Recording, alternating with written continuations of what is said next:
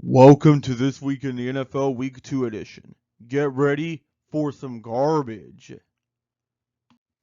The Vikings struggled in prime time. That's not new. What is new is that it's not Kirk Cousins' fault. It's literally everyone else's fault. Also, has anyone noticed that the Eagles nearly blew 2 leads in 2 weeks? Something's up with that team, I tell you. A Baker Mayfield-led Buccaneers squad is 2-0 when everyone expected them to start tanking. What a world. And the Bears might legitimately get the first pick again if it wasn't for the fact that the Cardinals existed. If you told me the Chiefs and Jaguars were going to be the lowest scoring game the entire weekend, I probably would have laughed in your face. Now, I would be seriously concerned about these two offenses. Most notably the Chiefs because they were also having problems in week 1. Just be glad your defenses are good. For now. Yikes, Bengals. I'm seriously concerned for your future. Nice quality win for the Ravens, but the Bengals are now 0-2 and Joe Burrow is potentially out for week 3 against the Los Angeles Rams of all teams. This team might go 0-3, honestly. Can they even recover? We'll have to stay tuned. Oh, Falcons, will you ever stop falconing? Now the Packers can believe that Jordan Love is actually a good QB as they choke a lead? Oh my gosh, the Falcons made a comeback victory! The apocalypse is nigh! Desmond Ridder is actually considered a good QB even though Younghoe Koo did all the work. The Falcons are not sadness incarnation anymore. In all seriousness, though, that Green Bay Packers coach needs to go. And if you thought that was surprising, just wait until you hear that Anthony Richardson is the best rookie QB of the 3 that are playing right now. Florida fans are probably punching the air right now as he's doing stuff he never did in Gainesville. And Houston, please get an O-line. If you like defense, stay away from any Seahawks-Lions matchup in the future. I'm actually going to chalk this up as a good win for the Seahawks rather than a bad loss for the Lions. Detroit, lucky for you, you play the Falcons. So yeah, enjoy. Come on, and step right up to the toilet bowl of the week. Where even if you were good last year, you can still end up here. The Cardinals jumped out to a 20-0 lead. And the Giants looked well on their way to being the worst team in the NFL. But then, by some miracle, the Giants actually scored a touchdown. No one ever thought it was possible, but unfortunately it looked too late for them, as the Cardinals had already taken a 28-7 lead late in the third quarter. But then the Cardinals realized, hey, we're tanking. So they decided to go all over the field, blow a 21-point lead, and send themselves flushing.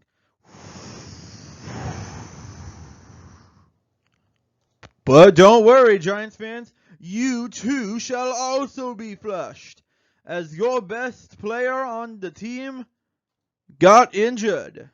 I honestly pray that he gets better soon, but anyway, get flushed. Super rare to see an episode like this where both teams are flushed. Be sure to tune in next week for more crap. Well, Rams, I tried to tell you, you're good, but you're not 49ers good. The Niners might honestly be legit Super Bowl contenders this year. They have Mr. Irrelevant on their team. Their entire state backs up for them. They've got a serious offense. What could possibly go wrong?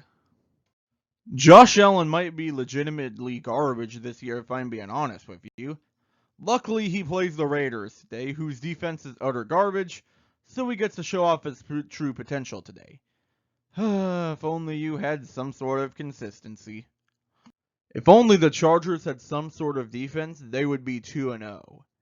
Instead, the Titans now get false hope about their season, quote, not being done yet, unquote. Nice job, Chargers. I hope you're happy. Are the Dallas Cowboys legit? They're beating the opponents they should beat, but they have yet to play a real team. Their first true test comes against the 49ers in Game 5. So yeah, expect the Dallas Cowboys to start 4-0. Oh, and Jets? Yeah, you're really going to miss Aaron Rodgers. Lucky for you, he's coming back for another season. So yeah. Oh my gosh, the Broncos actually scored more than 16 points. This offense is gonna cook.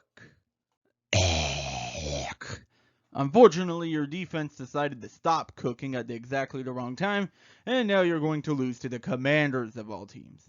Unless if you can pull out this Hail Mary, but I seriously doubt you can do it. Oh my gosh, they actually pulled it off. It's a miracle, folks. But you still have to get the 2-point conversion to tie the game and go to overtime. Unfortunately, the refs decided to not call a pass interference that was honestly pretty obvious. Broncos country, let's cry. Well, Patriots, you're a fun team, but too bad for you, you got two of the best teams to start off your schedule. You're 0-2 because you don't really have enough talent to win either of those games. Hey, at least you got the Jets next weekend, so that should help you. The Saints defense is so good that they haven't given up a touchdown until a garbage time play in the 8th quarter of their 2023 season. Our offense has really got to work on scoring in the red zone, or else. Well, this was a rough one. Neither team deserved to win, if I'm being honest. The Browns, however, had Deshaun Watson, so they'll be the ones to lose. I honestly still believe that Baker Mayfield was going to be better in the long term, but unfortunately, they just had to go all in. And Pittsburgh, when your own fans are stating fire Canada in the actual stadium, you know you need to change out your offensive coordinator. And now it's time for my updated division power rankings. First, the AFC East. The Dolphins are still the cream of the crop in this division. The Bills, in my mind, have not moved at all, especially when their one win came over the Las Vegas Raiders. But they still ended up moving over to Jets, who lost Aaron Rodgers for the rest of the season. Funny how all the hype ended up leading to an injury of all things. Get well soon, brother. And the Patriots are fun to watch, but they're not going to win games in my mind. Unless if something changes, of course. But I doubt that'll happen. What started out as the most competitive division in the league ended up turning into a Ravens runaway after many key players on these teams got injured.